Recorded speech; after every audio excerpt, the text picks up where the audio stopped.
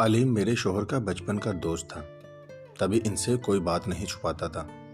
ان کی دوستی اتنی گہری تھی کہ جب بزنس شروع کیا تو دونوں نے کاروبار کرنے کی ٹھان لی۔ برابر کا سرمایہ ملا کیونکہ دوستی میں خلوص اور سچائی تھی۔ نیتیں اچھی تھی، بزنس میں روز بروز منافع ہونے لگا، یہاں تک کہ یہ دونوں مالی طور پر آسودہ حال ہو گئے۔ تب انہیں نیا گھر بنانے کی سوچی۔ علیم اور مشتاق نے 2 کنال کا پلاٹ مشترکہ سرمایہ سے خریدا اور اس کو برابر حصوں میں تقسیم کیا دیا۔ دونوں نے اپنے اپنے گھر کا نقشہ بھی ایسا ہی بنوایا اور مکانات کی تعمیر کے لیے ایک ہی ٹھیکیدار کی خدمات حاصل کر لیں۔ جب دونوں گھروں کی تعمیر ہو گئے تو دونوں دوست اپنی اپنی فیملیز کے ساتھ نئے مکانات میں شفٹ ہو گئے۔ گھر میں روپے پیسے کی کمی نہ تھی، لہٰذا زندگی خوشحال اور خوشی سے بسر ہو رہی تھی۔ میری اور مشتاق کی شادی کو 10 برس گزر چکے تھے، جبکہ علیم بھائی اور رشنا کی شادی کو 12 سال بیت گئے تھے۔ ان 12 سال میں وہ 5 بچوں کے والدین بن چکے تھے۔ جلد بچے ہونے کے سبب رشنا کی صحت متاثر ہو گئی تھی اور وہ بیمار رہنے لگی۔ ڈاکٹرز نے کہا اب بچوں کی پیدائش میں وقفہ لازم ہے ورنہ آپ کی صحت زیادہ خراب ہو جائے گی۔ علیم بھائی کو اپنی بیوی سے بہت محبت تھی، وہ چاہتے تھے کہ اب بچوں کی مزید پیدائش کا سلسلہ بند ہو جائے تاکہ ان کی بیوی مکمل طور پر صحت مند ہو سکے اور آرام و چین سے زندگی گزارے۔ ان کے خیال میں 5 بچے کافی تھے۔ ہر ایک سے کہتے تھے کہ دعا کرو ہمارے اور بچے نہ ہوں، مجھے مزید بچے ہرگز نہیں چاہیے ورنہ رشنا ایسی پیاری بیوی کو کھو دوں گا۔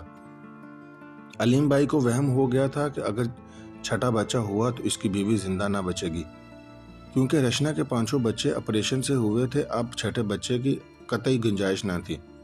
اس میں بقول ڈاکٹر جان جانے کا خطرہ تھا۔ انہی دنوں کسی نے مشورہ دیا کہ اگر میاں بیوی میں سے کوئی ایک نس بندی کروا لے تو اس مسئلے کا حل نکل سکتا ہے۔ رشنا نہایت پاکیزہ خیالات، پرہیزگار اور مذہبی رجحان کی حامل خاتون تھی۔ جب لیڈی ڈاکٹر نے اسے نس بندی کا مشورہ دیا تو اس نے یہ آپریشن کروانے سے انکار کر دیا۔ وہ اس حال میں کچھ قباحت محسوس کر رہی تھی، تاہم علیم نے اس مشورے کو قبول کر لیا۔ کہا کہ مجھ کو اپنے بچوں کی ماں کی جان زیادہ پیاری ہے، خدا نہ خواستہ اگر رشنا نہ رہی تو میں ان معصوموں کو کون پرورش کرے گا۔ علیم صاحب کو علم تھا کہ ان کی بیوی اپنے شوہر کو بھی ڈاکٹر کے مشورے پر عمل کرنے سے منع کرے گی، کیونکہ وہ اس عقیدے پر کاربند تھے کہ قدرت کے کاموں میں دخل دینے سے انسان فائدے میں رہنے کی بجائے خسارے میں رہتا ہے۔ بس علیم صاحب نے بیوی کے علم میں یہ بات لائے بغیر خود ہی اپنی نس بندی کروا لی تاکہ آئندہ مزید اولاد کے جنم لینے سے خطرے سے محفوظ رہیں۔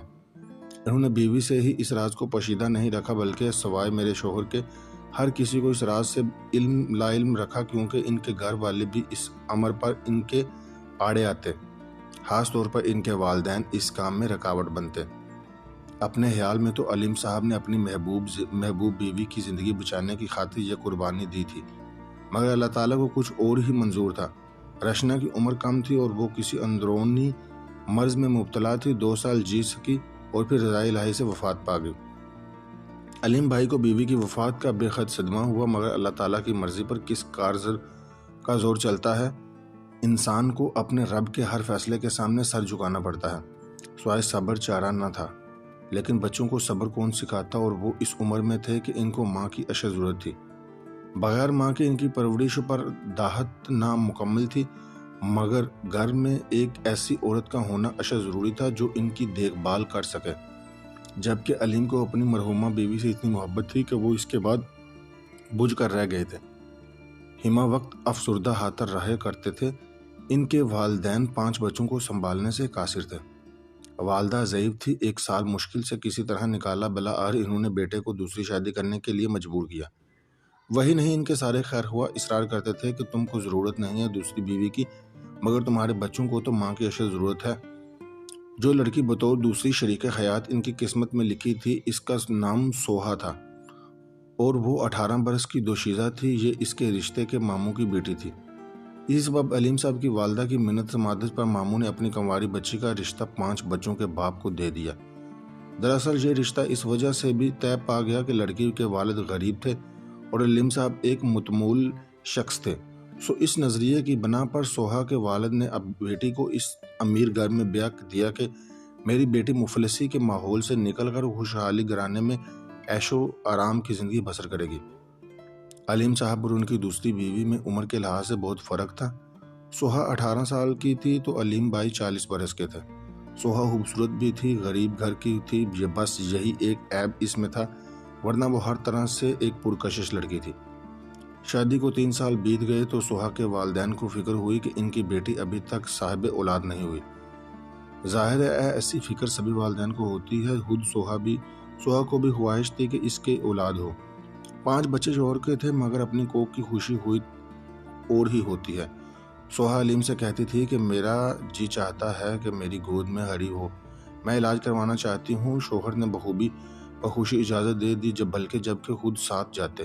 اسپتالوں میں کئی لیڈی ڈاکٹروں کو دکھایا، ہر ایک نے کہا سوہا ہر لحاظ سے صحت مند ہے، اولاد پیدا کرنے کے قابل ہے، اللہ کی مرضی کے جب اولاد سے نواز دے۔ البتہ شوہر کو کوئی الزام نہ دیا جا سکتا تھا، ان سے تو پہلے سے 5 بچے تھے۔ تاہم علیم جانتے تھے کہ سوہا کی ماں بننے کی خواہش کبھی پوری نہیں ہو سکتی تھی۔ وہ بیوی کی دلجوئی کرتے کہ اللہ نے چاہا تو تم ماں بن بھی جاؤ گی، تمہارے اندر کوئی نقص نہیں ہے اور نہ ہی میرے اندر ہے، کیونکہ میں تو پہلے سے 5 بچوں کا باپ ہوں۔ بس یہ جو دیر ہو رہی ہے یہ اللہ کی مرضی ہے، مایوس نہ ہو، دعا کرتی رہا کرو اور میرے بچوں کو اپنے ہی بچے سمجھ لو۔ اس بیچاری نے واقعی شوہر کے بچوں کو اپنے بچے سمجھا، ان کا ہر طرح سے خیال رکھتی، صبح اٹھ کر ان کو نہلانا، کپڑے بدلوانا، ان کے کپڑوں کو دھلانا، یونیفارم وقت پر تیار کر کے رکھنا، بر وقت ناشتہ کروا کر اسکول روانہ کرنا اور شام کو روز ان کی کاپیاں چیک کرنا اور ہوم ورک کروانا۔ اگر کبھی علیم کسی بات پر بچوں کو ڈانٹتے یا سرزنش کرتے تو سوہا ڈال بن جاتی، باپ کو بچوں کو ڈپنے سے نہ دیتی، ان کی ماں نہیں تھی، میں خود سمجھا لوں گی، آپ ان کو اس طرح نہ جھڑکا کریں۔ سوہا اچھے مزاج کی تھی، علیم صاحب کے والدین، بہن بھائیوں، حتیٰ کہ رشتہ دار کو بھی اس سے کوئی شکایت نہیں تھی۔ سبھی کہتے تھے ایسی نیک بیویاں کم ہی ہوتی ہیں جیسی علیم کو ملی ہے، یہ بہت خوش قسمت آدمی ہے۔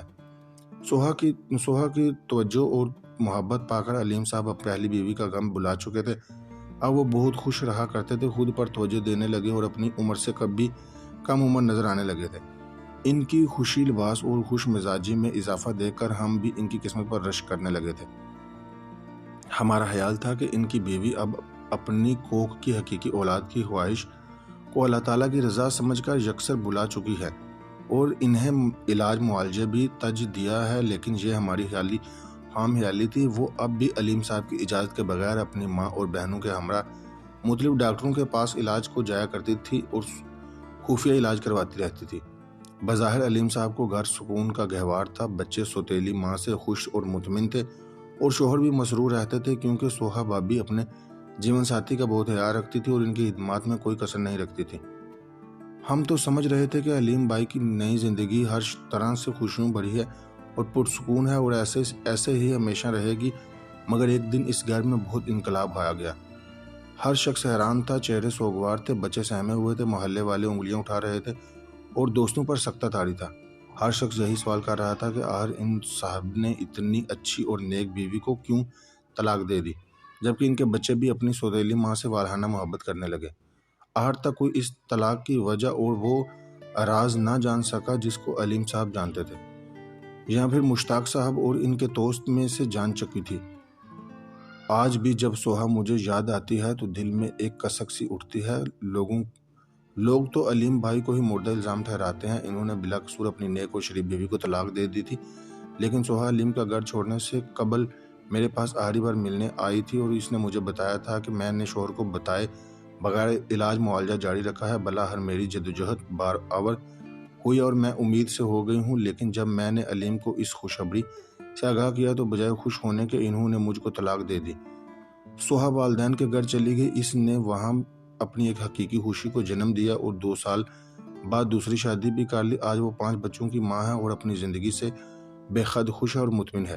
بے شک اللہ تعالیٰ کے بید کوئی نہیں جان سکتا، وہ جب چاہے جسے چاہے نواز دے۔ میم، کراچی۔